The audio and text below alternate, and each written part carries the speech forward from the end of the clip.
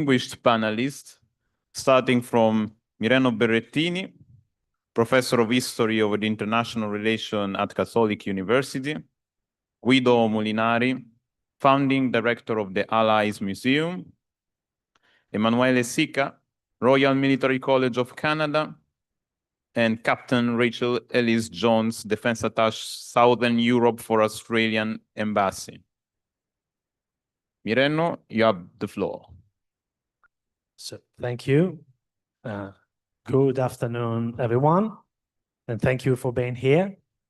It's a really pleasure to introduce this panel today about the Italian campaign and its memory in the framework of the Festival della Diplomazia. To revisit that history between 1943 and 1945 does mean recalling a military episode of the Second World War, one that is not very well known outside Italy, despite its importance. Actually, the place of the Italian campaign in the broader historical reconstruction offered by international scholars is undervalued. Speaking about its importance for many reasons. That page of Italian history is not only Italian. It's a story and a memory of clashes and encounters between nations and people. It's a moment when destruction and hope coexisted, when the world's greatest strategy became the common ground from which democratic values and the vision of international order were reinterpreted, both by winners and the losers. So today, talking about the Italian campaign means reflecting on how memory continues to shape our understanding of freedom, democracy, and our international posture. Today's panel is a part of a broader and ambitious project, the creation of a new museum, a museum of the Allies' intervention in the Italian campaign. It's an international project designed to bring together historians and experts from all the Allied nations to build a shared and truly transnational narrative of what happened in Italy between 1943 and 1945. This museum will not simply preserve artifacts or display uniforms. It will tell stories of war, stories of violence, of course, but a story of cooperation too.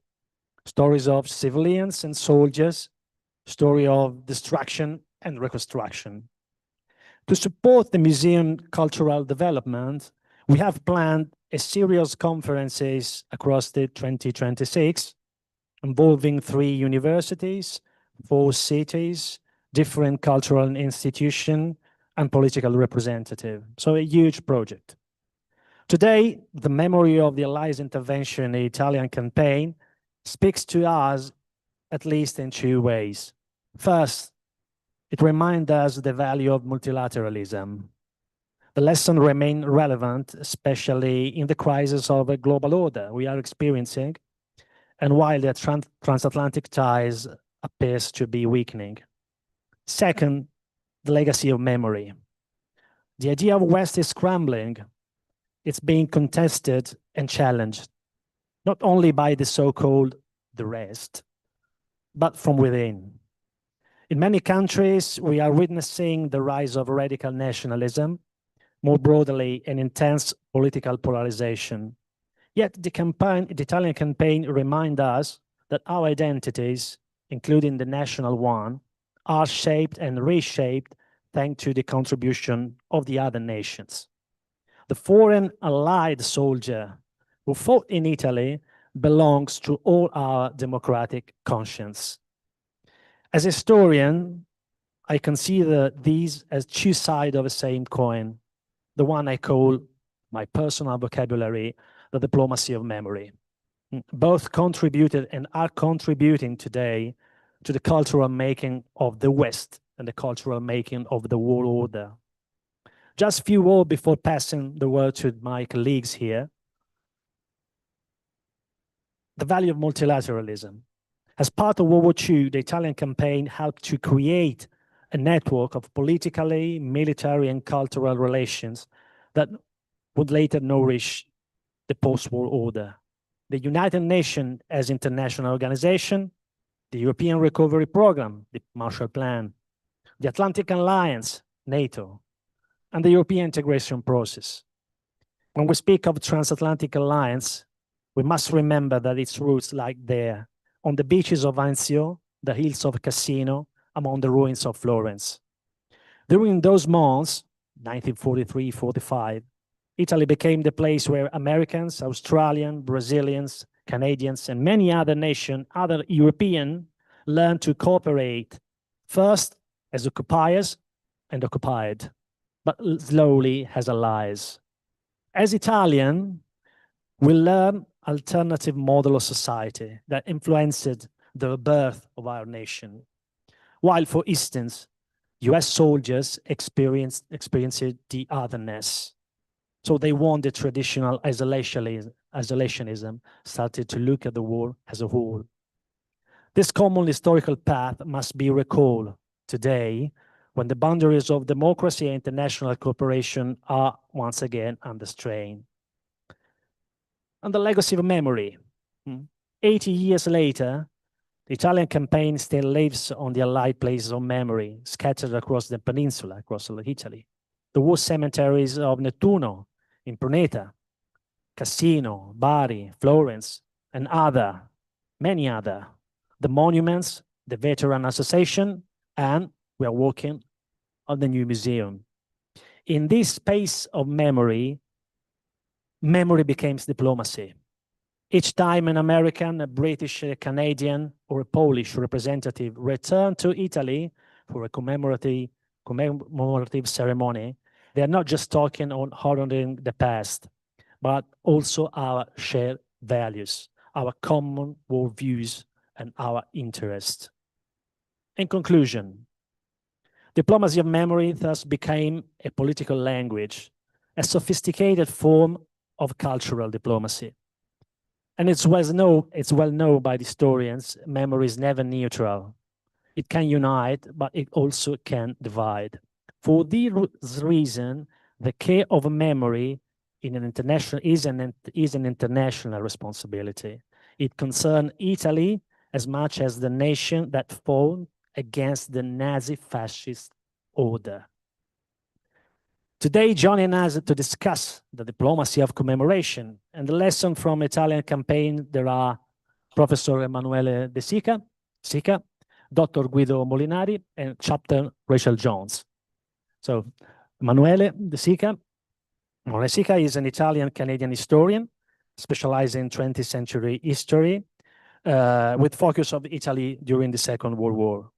He's an associate professor to the Royal Military College of Canada, Ontario, and the lecturer of the Guglielmo Marconi Telematic University here in Rome.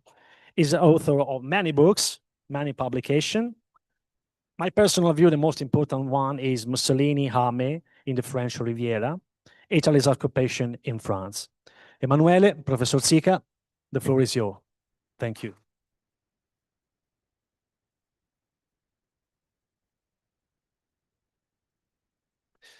Thank you, Professor Berrettini, for the introduction, and thank you for the Festival della Diplomazia for the invitation today. So my speech will be actually on the Allied strategy during the Second World War. And the title is Complaint Among Friends, and you understand why actually in a minute. When we look at the Second World War, we have the tendency actually of finding the Allied side victory as ineluctable, right? I mean, yes, they won, we know now.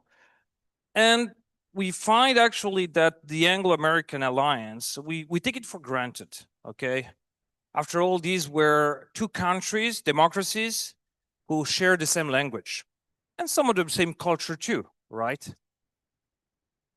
However, Bernard Shaw said famously that England and the United States are two nations actually divided by common language. In the sense that, yes, they have common roots, cultural roots, but they're also different. Therefore, before actually the beginning of the Second World War, they look at each other actually, they didn't know each other really, especially from a military and strategic perspective. You know, these guys and I'm looking here, of course, to Churchill and Roosevelt, did not really know each other. They have seen each other, in a few times, but they become really friends throughout the Second World War. Same things with the oldest gentlemen you see here.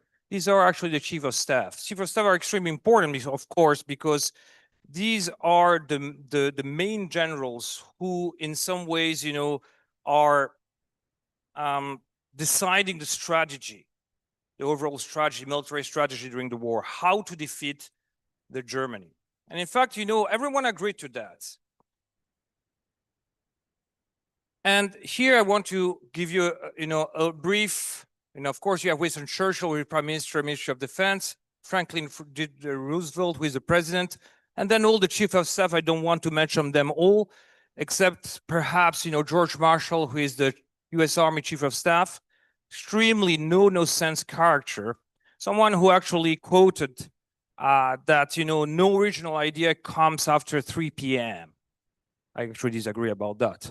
But anyway, Alan Brooke, his counterpart in England. And these guys were those who were calling the shots, or who decided actually how to defeat Germany, okay? They both agreed, we should defeat Germany first, even though that the American actually were first hit in Pearl Harbor. However, even within the American actual administration, everyone agreed we should hit actually Germany, not Japan. Germany is the first actually evil. To do that, there was a profound actually friendship and respect between Roosevelt and Churchill. And again, here I want also to be very clear. When you actually are a commander-in-chief of the democracy, your responsibility is not only to your army, but also to your constituents. Meaning actually that you have to have your strategy approved, in democratic election. There were democratic election in the US at that time. And in England, you had, a government strategy, meaning that Churchill and Roosevelt could not actually, choose whatever they wanted. They had actually to go to the Congress or to the Parliament and to discuss about it. So this is very, very important. Hitler and Mussolini, for instance, didn't have to do that, right? When they decided something, it was enacted immediately. The other great thing about the Allied war planning was the creation of Inter-Service Command, US Joint Chief of Staff, meaning actually that these four guys actually were meeting. Why this is important? Because in a war, especially in the Second World War, the war is fought on land, in the air, and on water. Meaning that you need to have a coordination behind the three services. This is not easy to do, especially in a time of crisis. For instance, the Italians were not doing that very, very good. And that was one of the problems within the Italian armed forces during the Second World War. In the case of the American, of course, there were some hiccups here and there, but they were pretty good about it. But the best thing that the Anglo-American did was actually the combined chief of staff. So it means actually that their military leaders were meeting frequently. Communication is key when you have an alliance, something that you should always remember. It is key. We need to communicate. Otherwise, if you don't communicate, disagreement will start. People will start to begin, maybe he's trying to, sidetrack me or double step on me, et cetera, et cetera. These guys communicated. In fact, many, many times. There were more than 1,300 messages from Churchill to Roosevelt. In fact, Roosevelt complained that Churchill was actually communicating too much to him. But it's great, actually, because you need to meet each other, and you need to please each other too. Churchill said, the history of all coalition is a tale of reciprocal complaint between allies. I agree. As in any relationship, you complain, even your personal relationship, I can take for granted, you always complain, you complain sometimes. But you need to keep your channels of communication open. And this is actually what happened. On the other hand, if you look at the Axis, I won't talk about the Axis strategy because it's out of this speech, but to give you an example, in the Axis, you had Mussolini, of course, the Italian fascist leader, Hitler, the Führer, and in the Japanese, you had a lot of people, actually. These people never really agreed with each other, and therefore their war were parallel efforts that were never combined. And that was a huge problem for the Axis. So there was limited coordination between them. As I said, US and UK strategy. Germany first, even after Pearl Harbor, okay, Germany has to go down first. The Allies actually disagreed how. This is actually very, very key. For the US, President Franklin Roosevelt and George Marshall that you see up here, the best route is the direct route, okay? Let's go from France, let's go from England, because if you look at the map, and we'll take a look at the map in a minute, you go from France to Berlin, okay? It's actually a straight line. It's the most direct route, okay? They said this is actually how we will do it. We'll use our material and our war power in order to crush the German, to get to Berlin. The English, though, said, no, we want to do an indirect approach. We want to circle around, okay? We go through the Mediterranean. This is where Italy actually comes from. And we go through the North Africa and the Balkans. Why actually did they choose these two different strategies? There is actually 3 reasons for that. The first is geography. Look at this map. England, Germany. You see how close they are. And of course, France and England, as you see, is, only 30 kilometers apart at the straightest point in Dover. So it's very, very close, right? They can see and then can breathe actually Germany's neck, especially because France was occupied during the Second World War, and it was very problematic, and the English understood that. So for them, the sea was actually a protection, but they understood, that it was a flimsy protection. On the other hand, you had the US, right? The US had 2 oceans. It was great for them, great because they had natural barriers. But it means also they had the luxury, in some ways, to build up troops in England because they knew that they will not be attacked on their own grounds. And therefore, they could be more relaxed in some ways, to a certain extent. Military culture. US always used to have a frontal approach. We saw that also in Afghanistan, in Iraq, okay? So even in the 21st century, this is still the case. The UK, though, very different, very reluctant. Why? Because of the First World War. The UK, actually, there were more than almost 2 million, actually, UK soldiers, British soldiers died during the First World War. It was huge. The guys who were at the helm of the British Army in the Second World War were young officers in the First World War. They saw their comrades dying on the battlefields. And therefore, they did not want to repeat that, or at least they didn't want to take too many chances.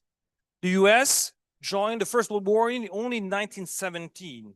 And therefore, they didn't really knew, the trench warfare. They knew a little bit about that, but not too much, right? So this is why they could have a more gung-ho approach. Limited resources too, right? The UK was a warring empire with limited resources. The US war, there was a dramatic expansion of its economy, and we know that, right? I mean, it was become the arsenal of the democracy. So the Allied overall strategy is between direct approach or not, and the British approach has been criticized by the US as too ineffective and too imperialistic. Oh, you want to go to the Mediterranean because you have your empire there, which is true, actually. However, Marshall pushed for a direct assault on France, and that was a disaster. On the 19th of August 1942, there was a failed raid disaster in Dieppe. Dieppe is actually in Normandy. And it was a failure, right? The Canadians actually were sent there. They fought valiantly, but 900 of them were killed. It was a complete disaster.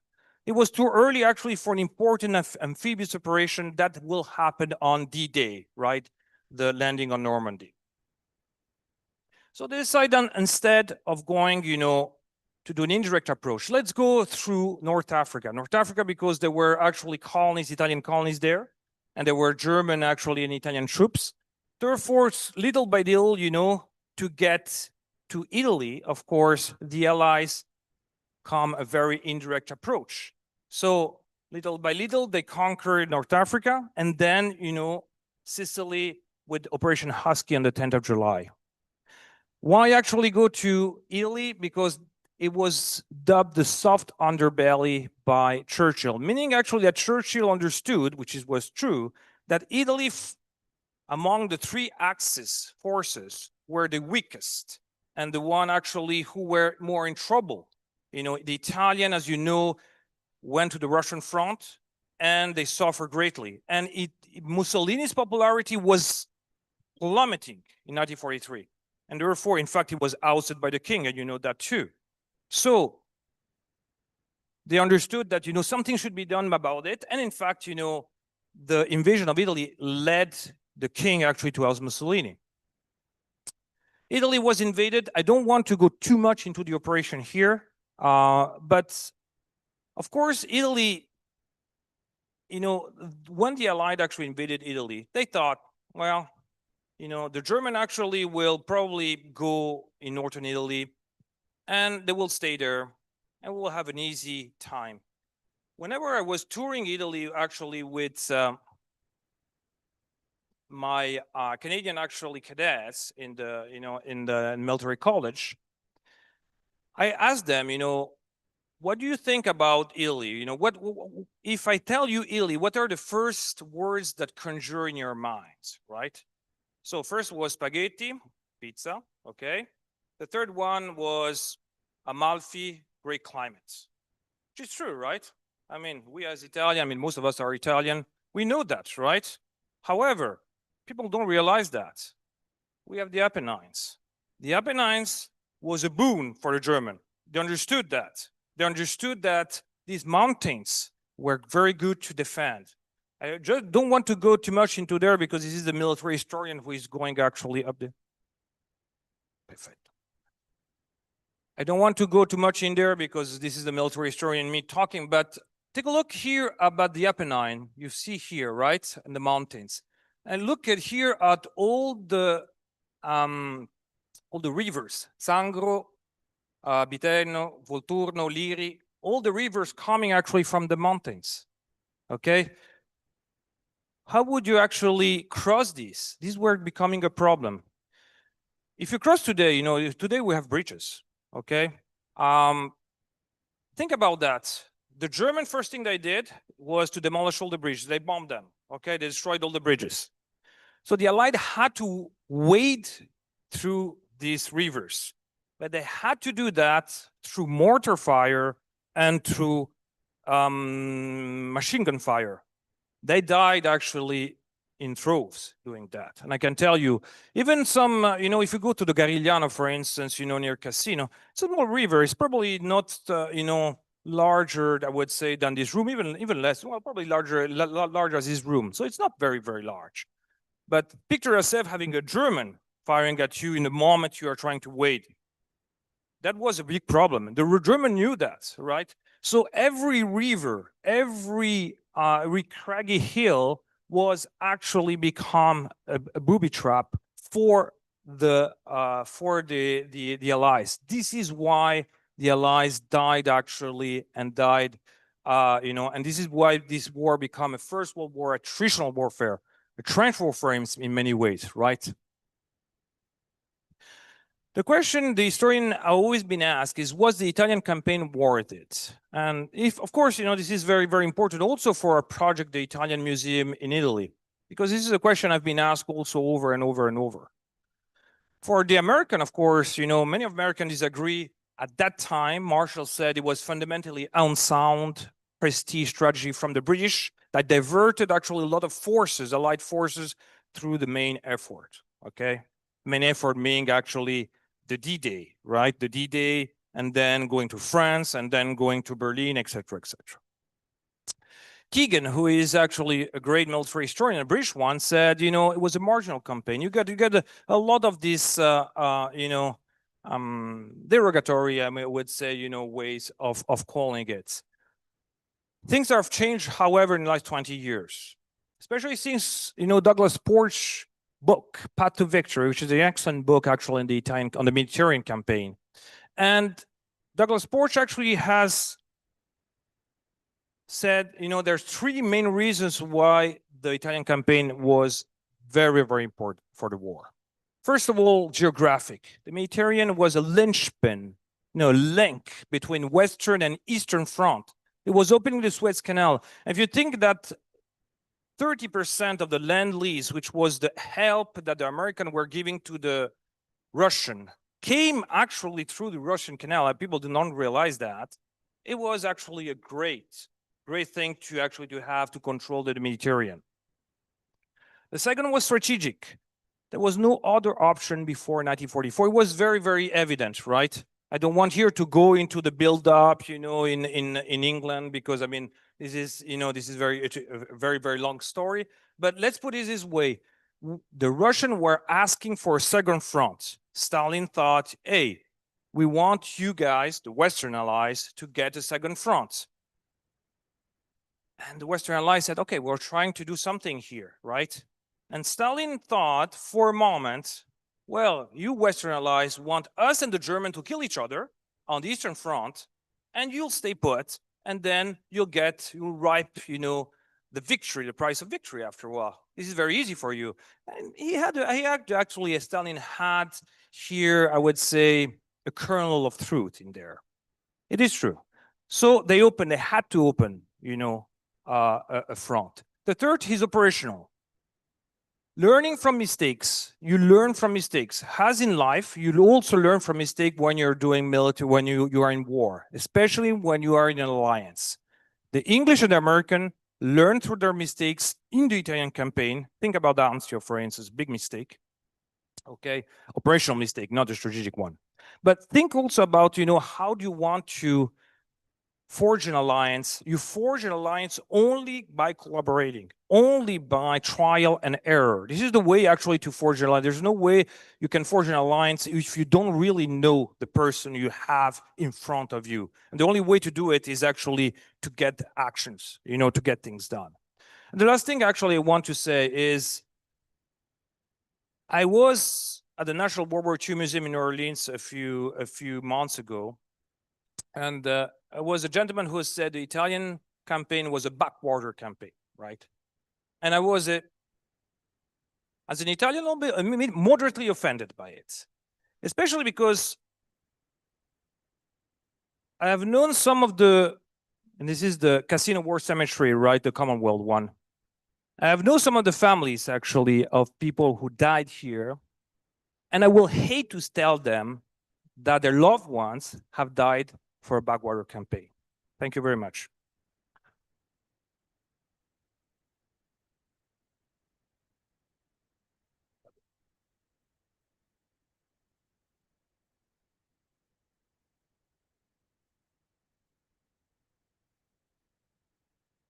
Few words to say thank you to Professor Sica for his wonderful speech. Very interesting, especially about the way the two most important allies negotiated their different views, their different interests. This is important. Now we change the topic, remaining always in the same issue, and we give the word to Dr. Guido Molinari. Guido Molinari is an Italian-American business executive. He serves as a founding director at the Allies Museum, a new museum initiative in Rome. He drafted the recent US Senate Resolution 31381 to design September 9, 2025 as a National World War II Italian Campaign Remembrance Day, the first ever formal recognition by the US government of the Italian campaign. Guido started his career in investment banking in London. Most recently, he was the managing partner at a US-based consulting firm focused on emerging technology and education. Thank you. The floor is yours.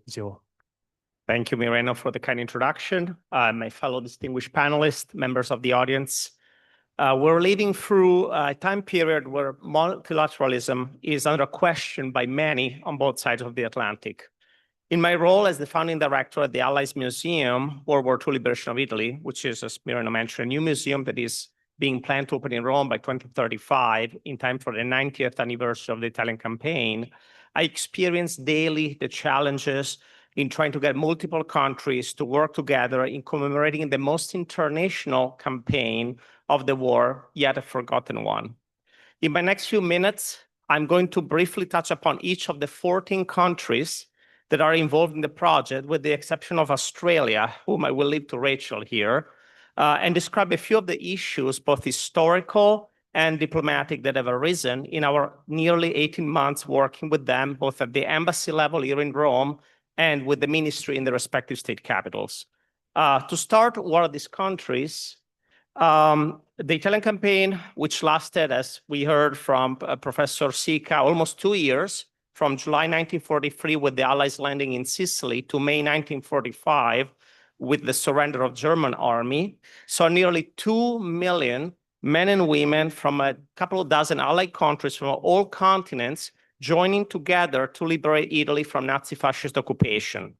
Of these, we work directly with the main ones, them being Australia, Brazil, Canada, France, Greece, India, Israel, Italy, New Zealand, Poland, South Africa, the UK, the US, and in obviously a different way, Germany.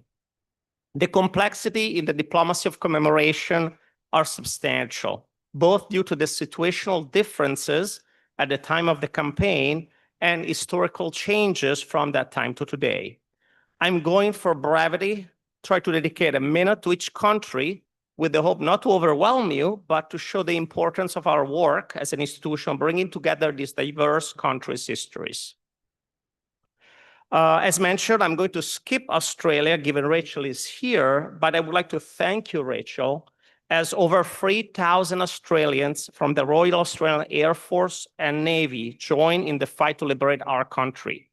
A somber reminder of that are the over 200 Australians buried all across Italy in the Commonwealth War Grave Commission cemeteries, showing the sacrifice Australia paid so that we can all enjoy being here today in a free country. Brazil is a very interesting country to look at in terms of their participation in the campaign, which is unknown to most people. I often get quite a perplexed look, even by history amateurs, when I said that the Brazilians fought in Italy, and fought they did.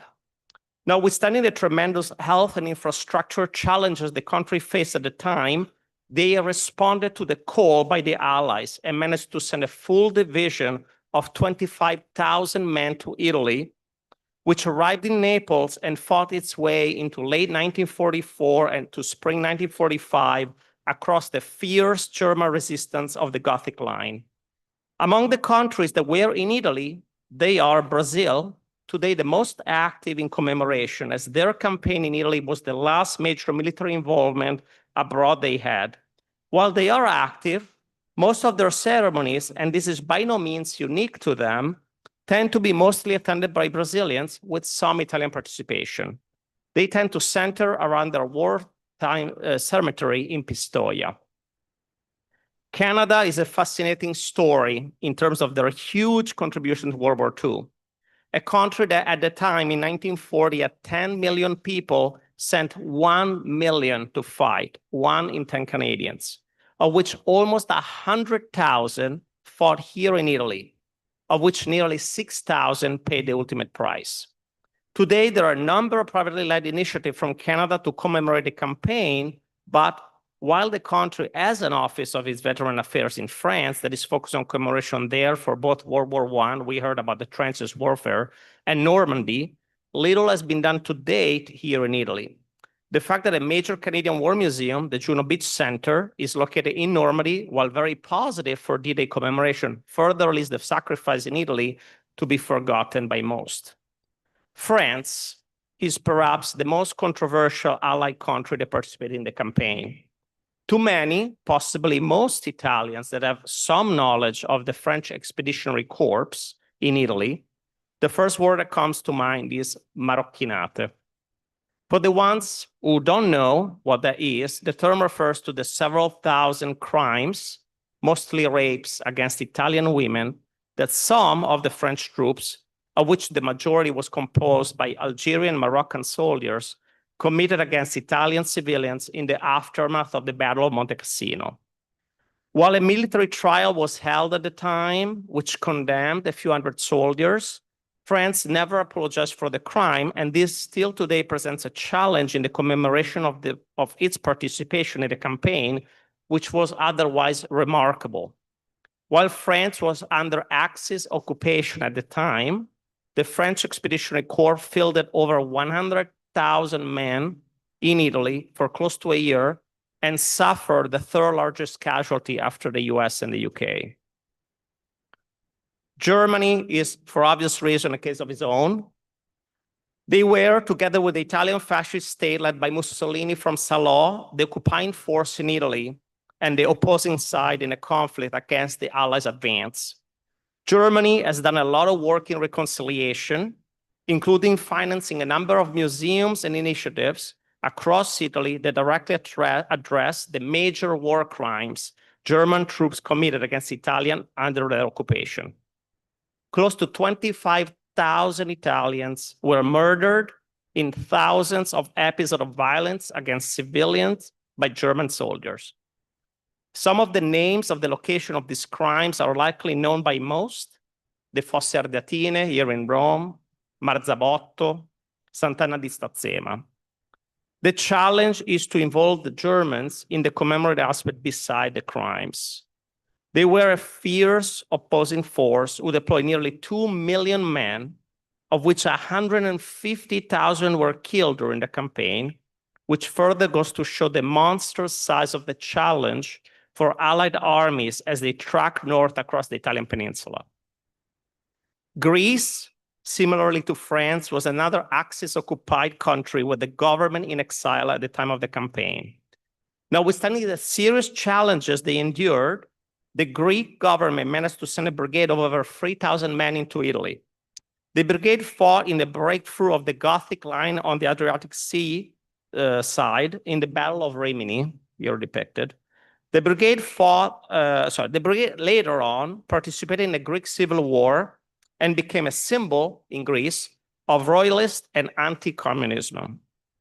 Due to this, the memory was downplayed and nearly erased from the history books for nearly 50 years, following the fall of the military junta in 1974. It was included back into history books in Greece only this past fall as a more balanced effort in Greek historiography to acknowledge all sides of World War II has finally arisen. It is our hope that countries that face similar commemorative challenges can take note and follow the Greek example. India, via the British Indian Army, saw over 50,000 men deployed in 3 divisions in the Italian campaign. They fought valiantly and received 6 of the 20 Victoria Crosses, the highest and most prestigious British military decoration awarded to British and Commonwealth forces during the campaign. There are some obvious diplomatic challenges, though, in narrating their deployment, as modern-day India, Pakistan, and in minor part Bangladesh were part of this contingent. Notwithstanding the diversity of the British Indian Army force, many historians know that how during the campaign there was little to no internal strife between troops of different religions and ethnicities, something that cannot be said of other allied countries. Israel was obviously not yet a country by the time of the Italian campaign took place, and thus we frequently face questions as a museum of why we include them among the countries that we commemorate. The reason is simple. The Jewish Brigade, a force of 5,000 men from the, at the time, Mandate of Palestine, deployed in Italy and fought in the later part of the campaign. It was in Italy they were for the first time allowed to fly the Star of David, that later on went on to become the official flag of the State of Israel. Many members of the Jewish Brigade went on to become part of the newly constituted Israeli Defense Forces, IDF.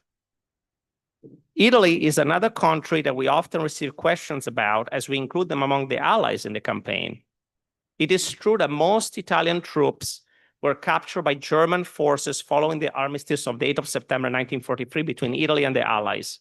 And we should never forget the 640,000 Italian military internees, known as IMIs, that ended up in German concentration camps where over 50,000 of them died. It is true as well that the Italian army was able to reform, retrain, and field under Allied command 6th Division, known as combat groups, gruppi di combattimento, of which four took active part in the last month of the campaign. Besides these forces on the front, the Italian belligerent army provided over 250,000 auxiliary troops to the Allies, and Italians made up nearly a fourth of the entire Allied forces in Italy by the end of the campaign. Nearly 6,000 Italian soldiers died in the liberation of Italy, and unfortunately, this is today unknown by most. New Zealand, a relatively small country on the other side of the world, with just about 1.5 million people at the time, contributed over 30,000 soldiers to the Italian campaign. They saw action for nearly 2 years, all the way to the liberation of Trieste on the very last day of the campaign, meeting here Yugoslavian partisan under Tito. While over 2,000 Kiwis paid the ultimate price, of which many Maoris, today few people know about this important contribution. New Zealand alternates with Australia, hosting their commemoration of its fallen on Anzac Day, which falls on April 25th, the same day as the Festa della Liberazione. Poland saw one of the most cinema-worthy epics in terms of its contribution to the Italian campaign. The Polish colony in exile, with its land under German occupation after the initial invasion by both Germany and Russia, managed to fill 50,000 soldiers formerly held in Soviet prisoner camps in Italy under General Anders. To those, close to 20,000 Polish soldiers that had been forcibly conscripted in the German army deserted and joined the Allies' side, making the Second Polish Corps the only fighting force of the campaign that saw its ranks increasing throughout the fight.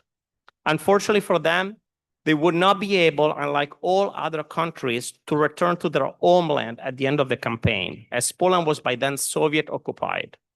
Challenges around World War II commemoration remain today in Poland, including its key contribution to the liberation of Italy. South Africa has one of the most complicated histories in terms of its current country relation to the one that filled the nearly 15,000 men of the 6th South African Armored Division in the Italian campaign. The first Allied division to enter Florence. You can see they're going through Porta Romana. The country was the Union of South Africa and flew the flag that later on became associated with apartheid regime that ended in 1994. Today, South Africa does not recognize itself as the same country as its pre-1994 entity, which makes commemoration of its contribution to the Italian campaign quite challenging, including the fact that any historical picture of the time showed the South African flying a flag now shunned. In a way, the relation between its flag and the campaign is the opposite of Israel's. The United Kingdom was one of the 2 largest contributors to the Italian campaign. We heard from Professor Sika, Churchill was the main initiator. The number of British soldiers in Italy was over 3 times the size of the entire British army today. Notwithstanding the great sacrifice they paid with nearly 20,000 killed in action, buried in the over 40 Commonwealth War Grave Commission cemeteries across Italy, little knowledge and related commemoration of the roles remain today. Overshadowed by Normandy, which, as one British officer once put to me, sits just in front of us across the channel and does capture our entire mind frame.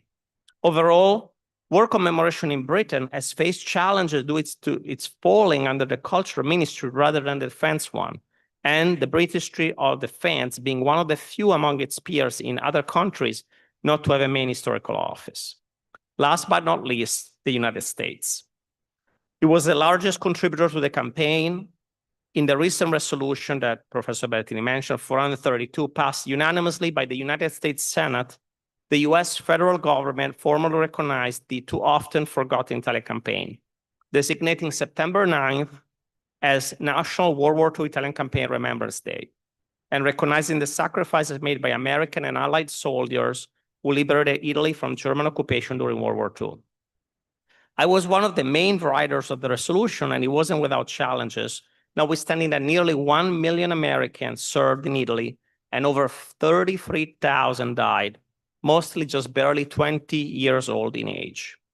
As we wrote the resolution, we realized that in the United States, there had never been a formal recognition of the campaign in over 80 years, unlike D-Day or the Pacific. This, while the campaign saw, while still segregated, the most diverse US forces of any theater of any war at the time, with African Americans, Japanese Americans, Italian Americans, Jewish Americans, Mexican Americans, Native Americans, among others, represented among the troops.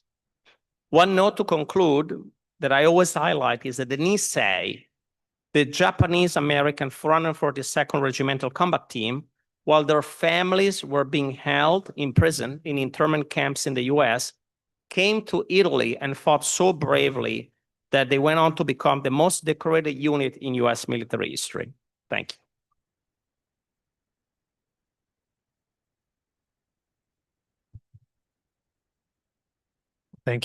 Thank you, Guido, for this overview, and thank you for to underline this transnational dimension of the Italian campaign, and most of all to mention the US Senate resolution. It's quite interesting for the diplomatic point of view. In this moment, we are talking about a wider Atlantic, between complicated relation between Europe and United States. There is an important resolution of the US Senate. It goes in another direction, recognizing our common ground, our common legacy. Now, I give the word to Captain Rachel Jones. Captain Rachel Jones is an officer of the Royal Australian Navy and Defense Attaché Southern Europe, Spain, Italy, Greece, and Cyprus at the Australian Embassy. She's a barrister and solicitor who provide legal counsel to the Chief of Navy. She previously served as Aide de Camp to the Vice Chief of Defense Force. In 2017, she was awarded to the Conspicuous Service Cross for outstanding achievement in the Middle East. Captain Jones holds degrees in physics, law, military law, and military studies. So Rachel, thank you for being here, and the floor is yours.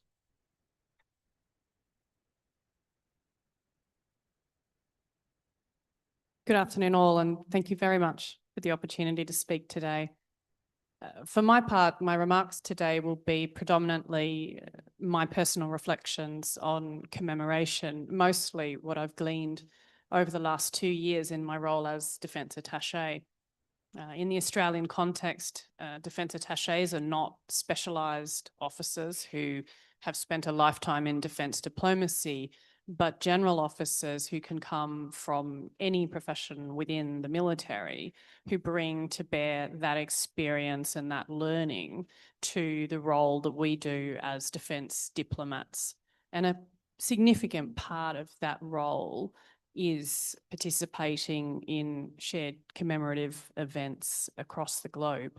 And for me here in Southern Europe, there are a number of places, even including in Spain, which was not involved in the Second World War, but even in Spain, there are Australians buried in the soil of our allies, partners, enemies, and bystander countries, I guess you would say. And so we have these strong connections when our people are looked after in the soil of another nation. I'm not a military historian, nor an expert in the events of the Allied campaign here in Italy. And while my military training and experience have perhaps given me somewhat more of an understanding than many Australians, I remain in a position of learning each and every time I join a community to commemorate. In Australia, our key commemorative site is the Australian War Memorial in our capital, in Canberra. Its mission is to lead remembrance and understanding of Australia's wartime experience, combining a shrine, a world-class museum, and an extensive archive. First conceived of during the First World War, it was established in 1922 in Melbourne. It moved to Sydney for a decade or so, and it finally opened its doors in its current location on Remembrance Day, the 11th of November, 1942, while the Second World War raged around. This site forms part of the civic education for many Australian school children. A days-long excursion to our national capital and a sombre experience in the halls of the Australian War Memorial are a familiar rite of passage to many of us. As a national memorial, the Australian War Memorial is centred on preserving and telling the stories of Australians who have died in war or on operational service, as well as those who have served but did not die, serving our nation in times of conflict.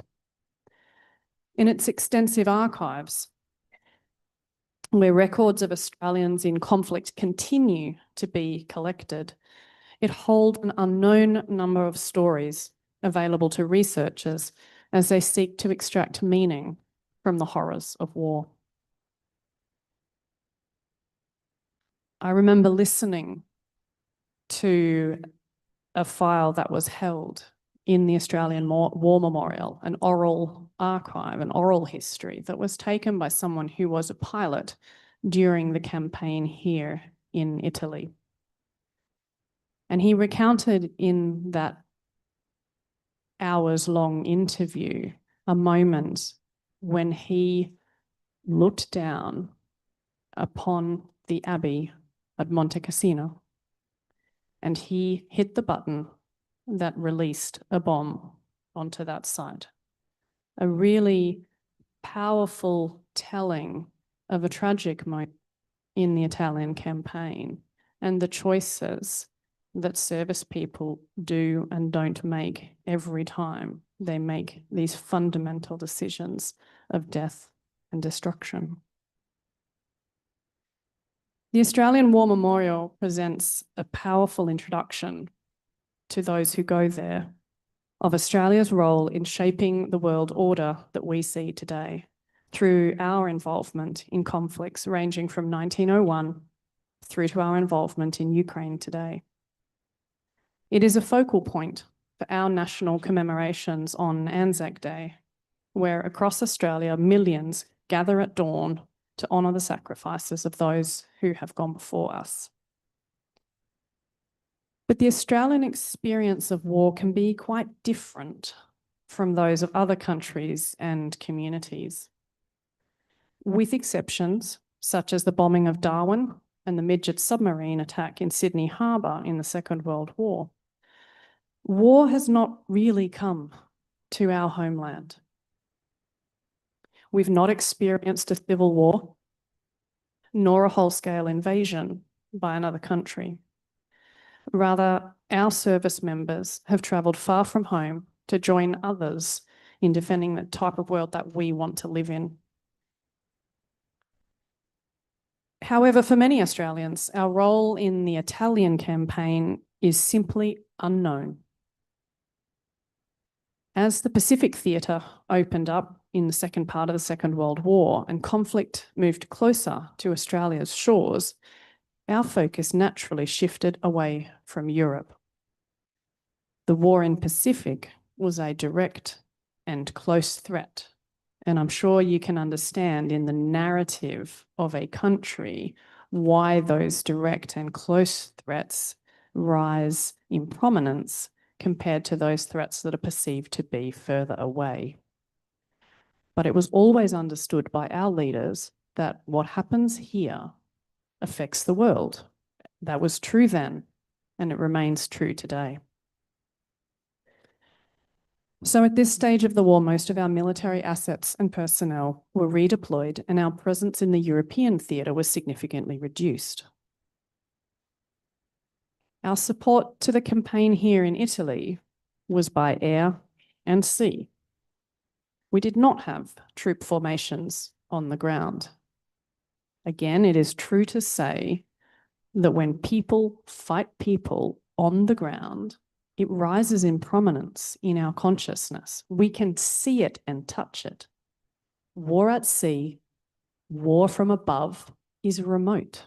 It's hard to connect to. It's hard to feel as people that people are fighting people in those remote circumstances. Our numbers were relatively small, as has been pointed out, 3,000 out of 2 million or more. And so again, it's difficult from an Australian perspective to take the lead in commemorations in this context. There were individual men, I don't recall any women actually, I think they were all men, who died, but there were no ship losses.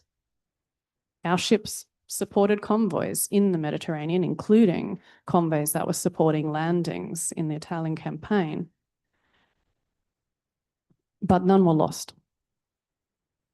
Our aircraft, there was an Australian squadron, but many of our aircrew actually participated under an Empire Air fighting system, and our personnel were embedded in wider Allied units. And so there's little to catch on to for the Australian public.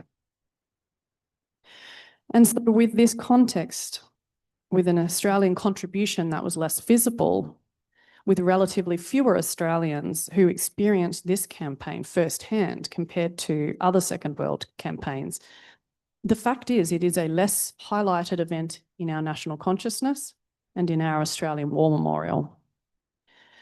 And so that's why I say that the Australian War Memorial is an introduction. It is a world-class monument, but even the best monument cannot possibly highlight the myriad stories that arise in war. The records are there, but they are only seen by those who seek them out. Australians who feel a deeper connection, those whose family members may have served in the campaign, or those who have a deeper curiosity for what our military heritage means, they travel to sites of key events. They walk in the footsteps of their forebears to better appreciate our shared history. And it is a truly powerful experience to walk the land that was ravaged by war, to speak to the communities who live in its legacy and who've been built on its legacy, to understand how its impacts have carried on through people and the landscape. There is no one experience. There is no one view of war. It is both a collective and a very personal experience. Liberating forces can be seen as saviours who enabled the modern nations we know today to thrive, or as planes flying overhead that dropped bombs on sacred sites, homes, and crop fields alike. The diplomacy of commemoration at both a state and a local level can enable these different views to be understood, acknowledging our history from all perspectives, bringing us together as we process what it all means.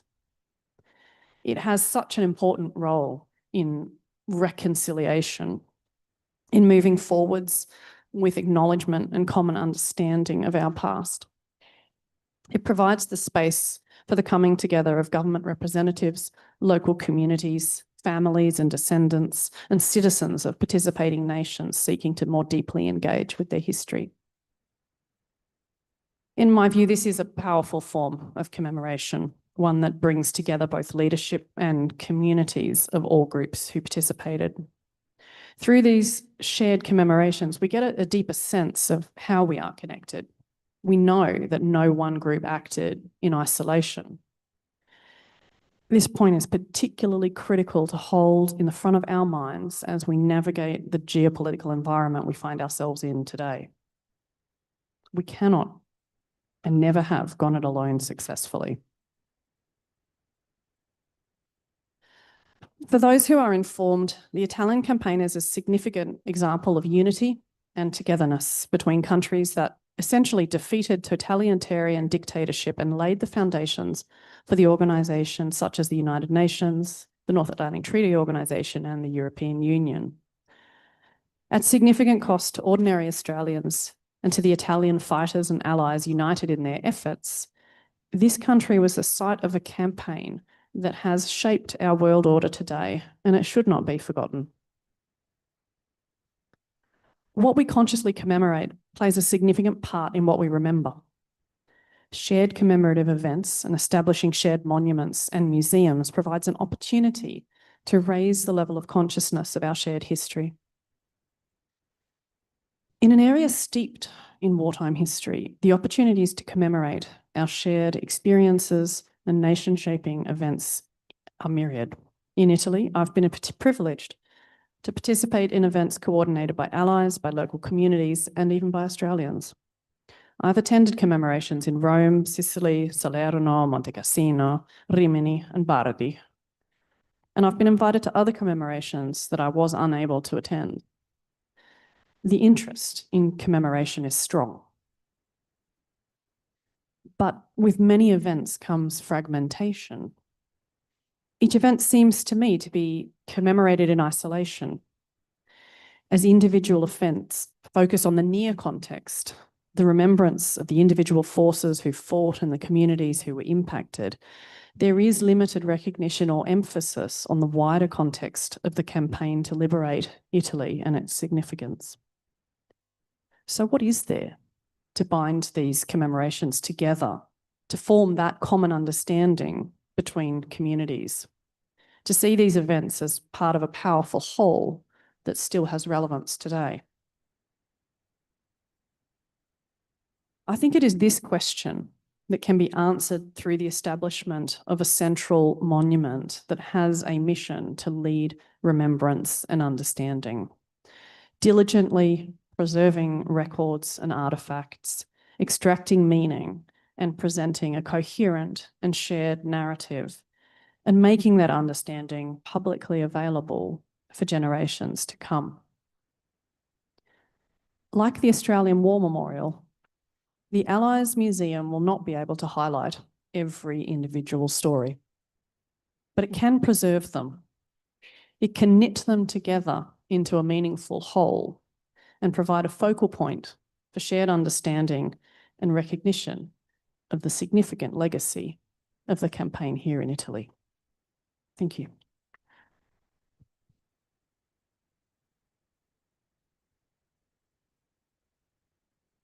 Thank you, Captain Jones, for this speech. It touched at some point that we mentioned before, and we agree on the importance of this cultural initiative. The museum, it can be really part of the reinterpretation, the common understanding of our past, and a really tool of diplomacy in a proper sense, actually. Now, if you agree, we have enough time, I think, for a Q&A session. So please feel free to intervene.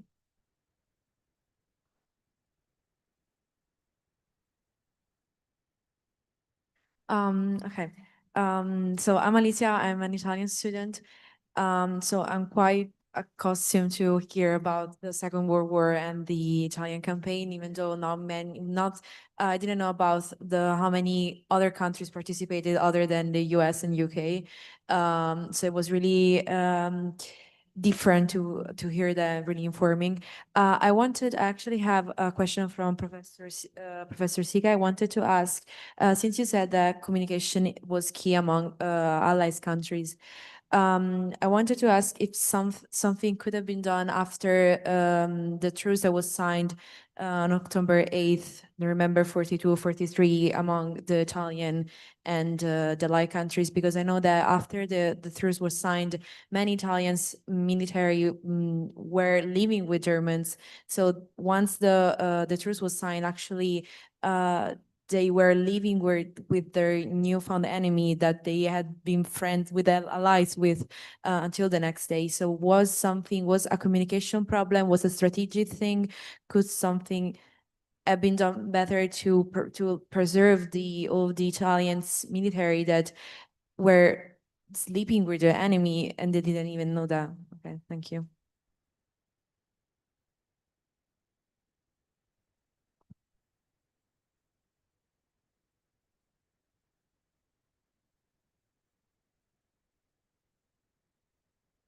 Good afternoon, everybody. I'm Sarah, and thank you for your amazing speeches. I would like to ask which was the importance of the role of the resistance forces in Italy, in the Italian campaign, such as the Partigiani movement, and if the situation would have been so much different without their help, without their role in defending Italian cities. Thank you so much. If there's no other questions, I'll ask one really quick. Oh, where? Okay. I think we'll do another round later. So I just wanted to ask to the defense attaché, Jones, if you could maybe speak to as how you think your country has achieved the possibility to say that you have not had any civil wars and how you have maintained the peace throughout your country. If there's something specifically in your domestic policy, your international relations that you've been able to achieve that. Thank you.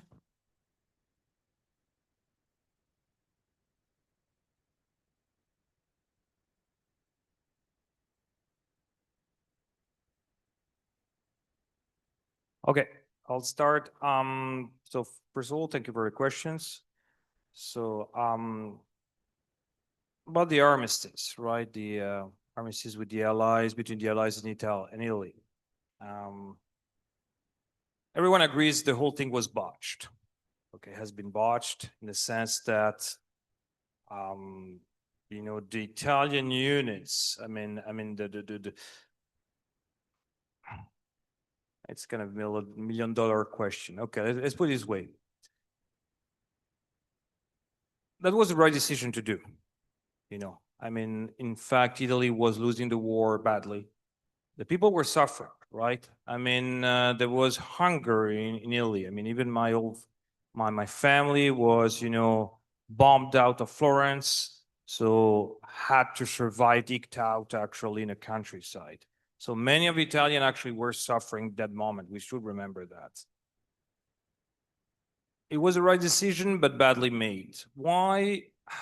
There's a couple of factors. I mean, there's a lot of factors, but a couple of factors that comes to my mind.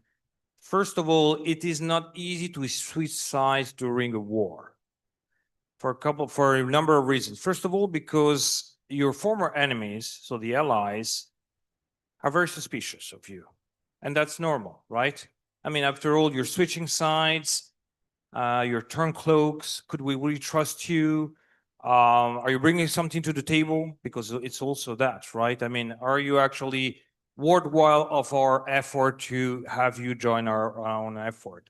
And in some ways, you know, there's also a thing about, you know, yeah, you were our former enemies, right? It's not easy for us to consider you, Italian, you know, as an ally now, right? The Italian did badly, right? I mean, the Italian were dubbed as co-belligerent, right? Which is a kind of a diplomatic way to say you're not really true allies. In fact, they were not considered as such of course, the Italian want to do that, but, you know, they were not considered as such. It could have been done very differently, absolutely. You know, the Italian armed forces, especially in the highest tiers, and the king bear a lot of responsibility for what happened in, you know, on the 8th and the 9th of September. You know, I mean, it's a very, very complex, you know, situation. It was a very complex situation, but I would say, you know, especially, you know, the armed forces, and the Italian had still 500,000 soldiers were not in Italy at that time of the armistice. Many of them knew about the armistice only by listening actually to the radio. But guess what? The German too were listening, right? So there were some very strange situation. And the Italian soldiers were left to defend for themselves. I mean, you see that in Cefalonia, if you know about the massacres in there.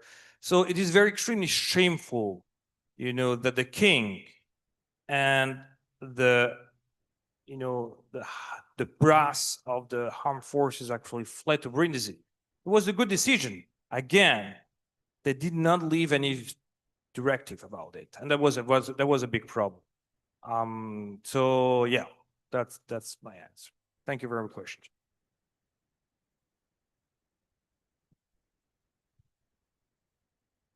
I answered to the question about the Italian partisans. I've studied Italian partisans and in relation with the British SOE for years. I started my career studying this issue. And it's a big issue from historiographical point of view, because for our perspective, Italian perspective, the Italian campaign is the resistance. So actually we liberated on ourselves. We won the war actually, partially. But why from the international perspective, this is the Italian campaign. So in Australia, they don't know about the Italian campaign, their involvement in the Italian campaign, but actually we in Italy, we don't know about the international dimension of the Italian campaign. So it's important, that's why this museum is important, because we have to know to create a narrative, a new narrative about the World War II. So was the resistance movement important? Yes, it was. Of a double point of view, for us as Italian, thanks to the partisan, we save ourselves. We fought for democracy. Of course, not only for democracy, but the outcome at the end of the day was democracy. Okay, even the communist one, the British perceived the Communist Party as a good tool for the liberation. So they fought for the right path. Even they were communists on sui generis, Italian version of a communism. So they had a good opinion of the Italian partisan. So they contributed, they send armies, weapons, they send bombs. So the Italian contribution to the Italian campaign, from the partisan contribution, was important and unexpected, totally unexpected by the British. Until the 1943, the British administration labeled Italian as fascist. They say, there are tons of documents that say Italian are fascist. Of course, the Mussolini is not well, is declined as political figure, but they are fascist. The machinery is fascist, the statual machinery is fascist. However, we change our vision, our view, our values, and of course, they're important. So there is no separated line between the partisans and Allied. So they collaborated. Now, the new trend in historiography is describing the international dimension of the Italian resistance. And there are two dimensions of these international dimensions. The foreigner fighting here within the partisan movements, Russians, Yugoslavs, France, French, and many other British, ex-British POW, okay, one side, and the other side, the British SOE, the secret services. And from the British perspective, the SOE, Special Operation Executive, and the American had the OSS, Office of Strategic Service. Do you know Indiana Jones? Indiana Jones is very famous. It worked in the movie as an officer in the Office of Strategic Service. That's it. Then I leave the word to Captain Jones. I'm going to offer a few thoughts on why it might be so. And these are just my thoughts. I think, first up, Australia is a lucky country. Sometimes luck gets you there. I think it should also be recognised that Australia was a country with 60,000 years of continuous culture that was colonised. in the time of the British Empire. And it is true to say that there were frontier wars during that time, and they have not been well studied, and the Australian population has not been well educated on the nature of those frontier wars and those studies and projects to help Australians understand the nature of the frontier wars and what they meant in that time are ongoing now and are part of our journey of reconciliation towards our Indigenous people. But if we think about the timing, the British survey, if you like, under James Cook in 1777, and then the first fleet of convicts who were transported to Australia in 1788. I mean, it's a while ago, but it's not that long ago. And at that time frame in 1788, the UK was a relatively mature democracy, shall we say, already established as a constitutional, well, not written constitutional, parliamentary, constitutional monarchy, I'm going to call it. And so the colony of Australia benefited from that legacy of democracy inherited from Great Britain. We went through a process of federation, and Australia was formed as a nation in 1901. And at that point in time, we already had universal suffrage. Australia was one of the first jurisdiction in the world in South Australia was when women were given the right to vote. So we have a very strong history of democratic principles.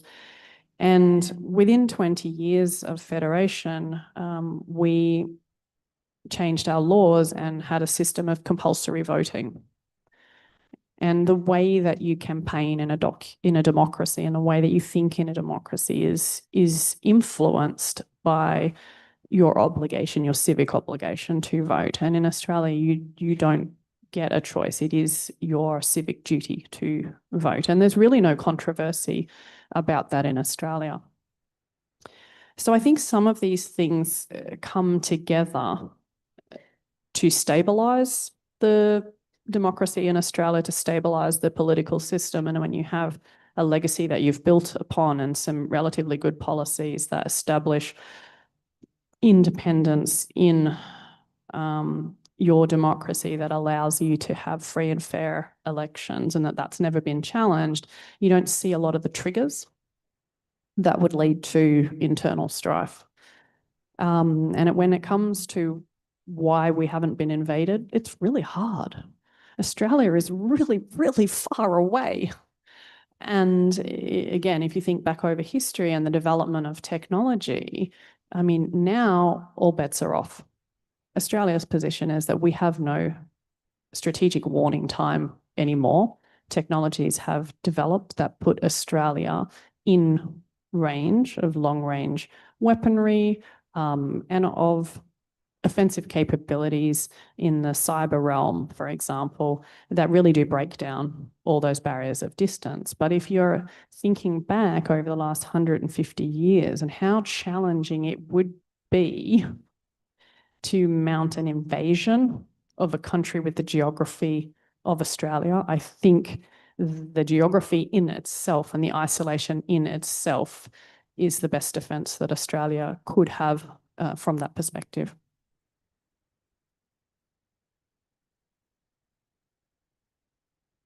Any other question? Hi, I'm Monica. My question was less an historical question, I would say, for Captain Jones. You said that they were aware that what they were doing here affected the rest of the world.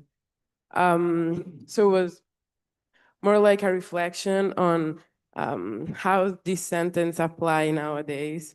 If this awareness is still a thing, and what are the risks, what if not? Like, I think it's hard to comprehend how something that is happening on the other side of the world affect also us, like the opposite of the sentence. until like it doesn't affect us on our territory, it's hard to take actions or be aware that we're so interlinked. So yes, just like a reflection on if it's still true that we're aware that what happened here is affect the rest of the world and vice versa, and what are the risks if it's not. Thank you.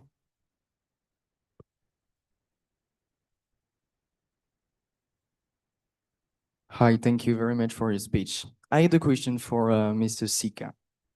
You talk about the communication between Churchill and Roosevelt during the war, but what about de Gaulle? Since he wasn't president or prime minister and not really trusted by the US at first, how did they manage to communicate and coordinate the next part of the war?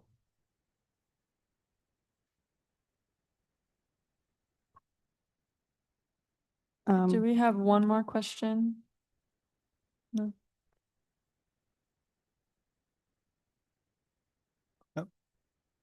I'm Osama, I'm from Morocco, and I have a question. So when we're talking about the heads of the allies during the Second World War, we are talking like they are united in most of the subject. But at the same time, we can see that in a lot of cases, they were, we can say, have different points of view. For example, one of the main conflicts between Britain and the Allies and America during the Second World War was about the process of decolonization. The American were pressuring the British to, after the Second World War and even during the Second World War, to start considering the decolonization. And also in a lot of cases between Charles de Gaulle and the American administration, that the American administration in the Second World War was trying to consider France as one of the Axis power in base of the Vichy France, not on the base of Charles de Gaulle. So why do we see that the Allies are united, but in a lot of cases they were fighting each other? And also, we are not mentioning Stalin here. Well, I'll answer the first question in relation to the feeling of people in Australia. I think I would have to say that Australia, given its history, its colonial history, it's always felt very connected to Europe, at least the dominant Anglo-Saxon history of Australia always has. And that really, for the first years of our democracy, was the dominant population. We are today a very multicultural country, and our people have connections all over the world. And I think over the last 100, 150 years, that strand of Australia feeling connected to the world has continued. I think we see strong threads of commonality through our strategic policy over the life of our nation. Anglo-Saxon people were really planted in a region where nobody else looked the same. And so there was this sense of Australia being a strange people in a strange land, if you like, and that yearning and connection back to the mother country. And a lot of that feeling drove our participation in the First World War and carried through into the Second World War. You can see in Australia's strategic policy this sense that we're a vast land with limited people resources in terms of our population in a region that we didn't understand. And our strategic policy really has been to try to shape the international order so that national sovereignty is respected and that individual nations can make decisions free from coercion, and to make sure we have strong and powerful friends. And you can clearly see that in Australia's history up until the Second World War. That strong and powerful friend was the United Kingdom. And after the Second World War, that strong and powerful friend is the United States of America. So that threads its way through the way our people feel about things. We have very clear communication, especially today, coming through from our politicians. on matters of defence and security, we often have bipartisan approaches. There's not truly that much difference between the perspective that our government has and the perspective that our opposition has in terms of the contribution that Australia can make to the world. And so I think it resonates with the Australian people, particularly nowadays, where globalization, technology has meant that we're so connected. I mean, it's unthinkable to us that we're not connected to what happens on the other side of the world. And if you look at the history of Australia's military engagement, it more often than not is on the other side of the world. And if we look today at the connections forming between countries such as Russia, China, North Korea, Iran, these are all countries that have an impact both on the European theatre, on the Euro-Atlantic, but also on the Indo-Pacific as well. So I think Australians are understanding that narrative, and they understand that you can't just hide in the bottom corner of the world and pretend that you have a moat around you. You need to be out on the stage trying to shape where you can. And our primary focus on that is in the Indo-Pacific region. But I think our contribution into support for Ukraine, the military contribution that we've made in terms of training troops, it is really an expression of how Australia feels, how interconnected the world is, and how important it is to support other nations defend their sovereignty and to defend a world order that says it's unacceptable to use force to achieve political ends.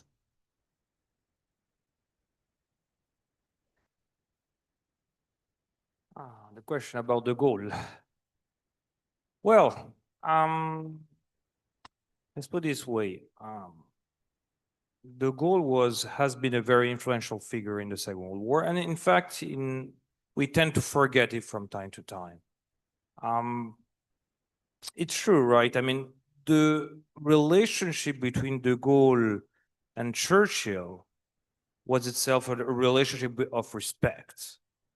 Churchill liked de Gaulle,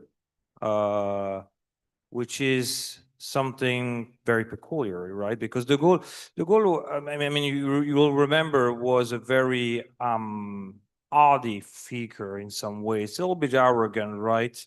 It was not very easy to go by. It was not the kind of guy who will drink beer in the afternoon or having an apericino, right? It's not the kind of guy.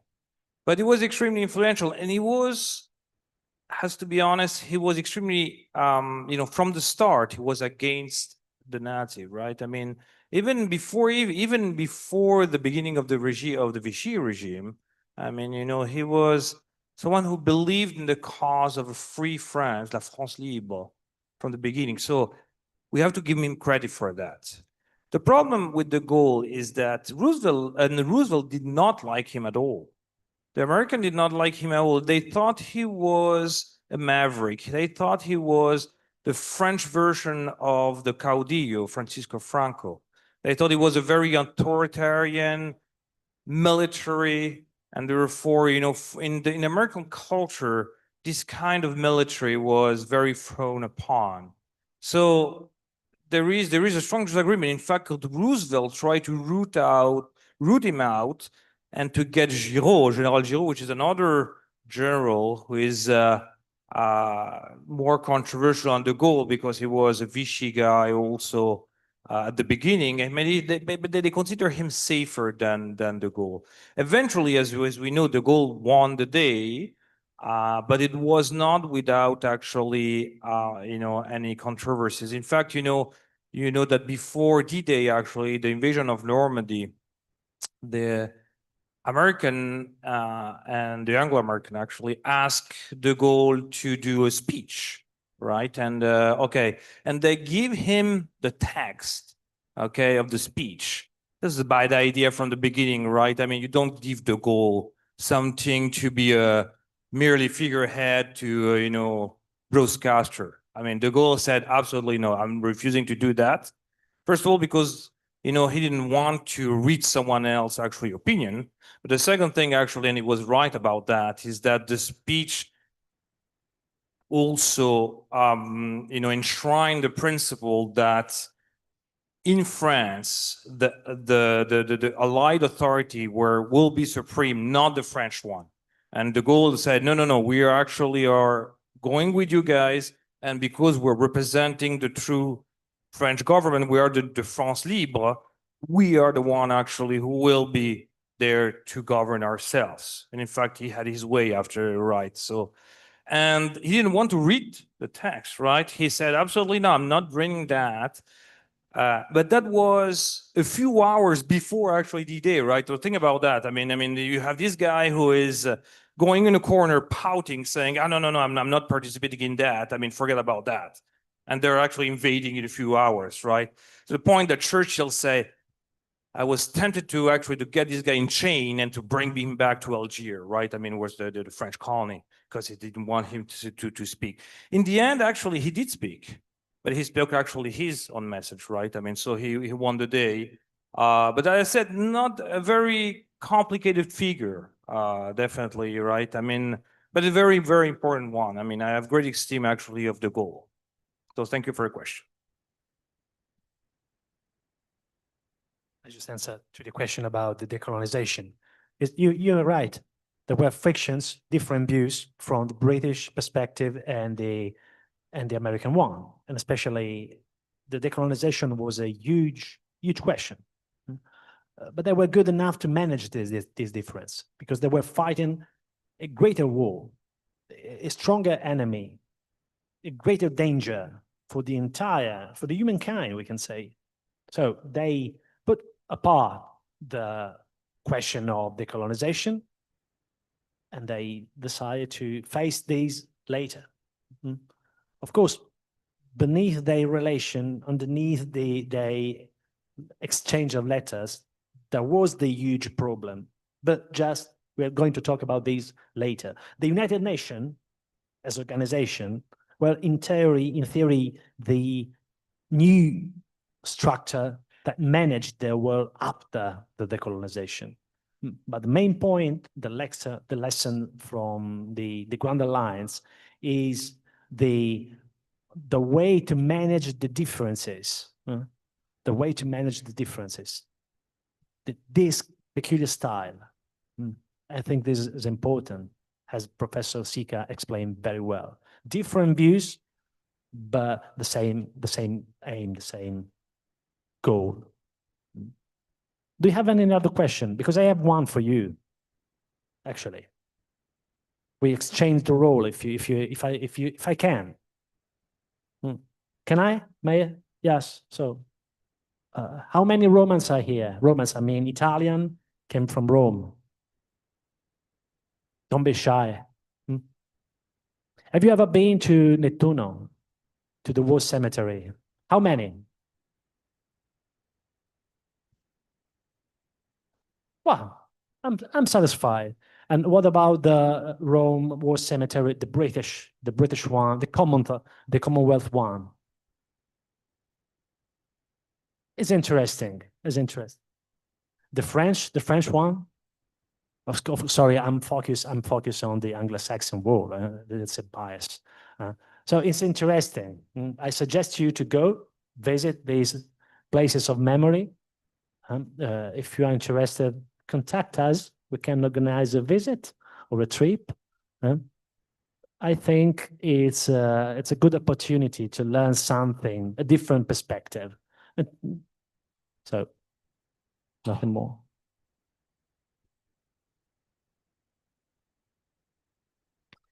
Thank you once again for your attention, for your participation. It's a pleasure.